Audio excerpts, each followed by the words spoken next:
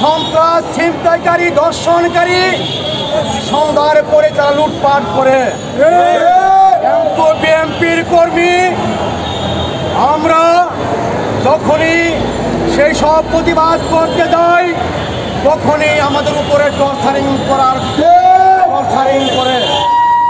কিন্তু আমি বলতে চাই, শহীদ প্রেসিডেন্ট জিয়াউর রহমানের শনি এই বাংলার জমিনে থাকতে এই বাংলাতে কোনো দুর্নীতি হবে না ইনশাআল্লাহ।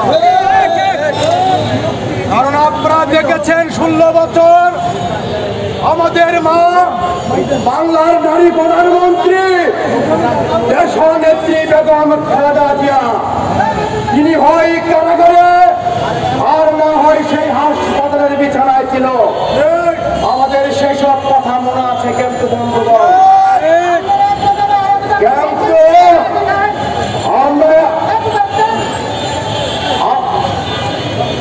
আমরা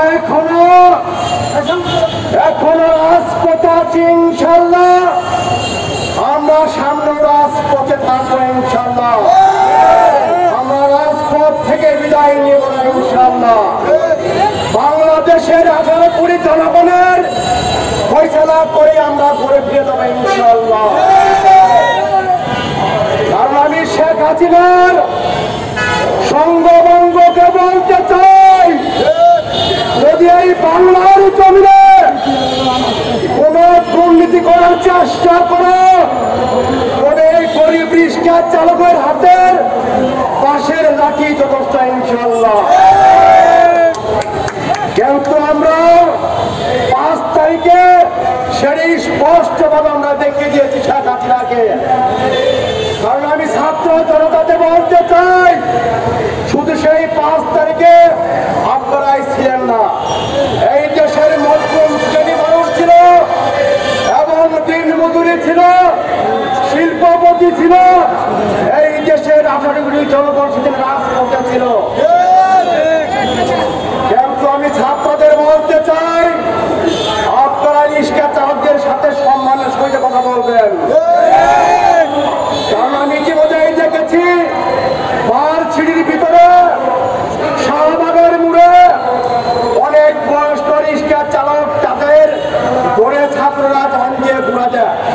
কিন্তু আমি সেই ছাত্রদের বলি, আপনি সেই বাবার টাকা দিয়ে লেখাপড়া শিখেছেন, আপনি সেই বাবার টাকা দিয়ে শিক্ষক থেকে শিক্ষিত হয়েছেন, আপনি তার সম্মানের সহিত কথা বলবেন।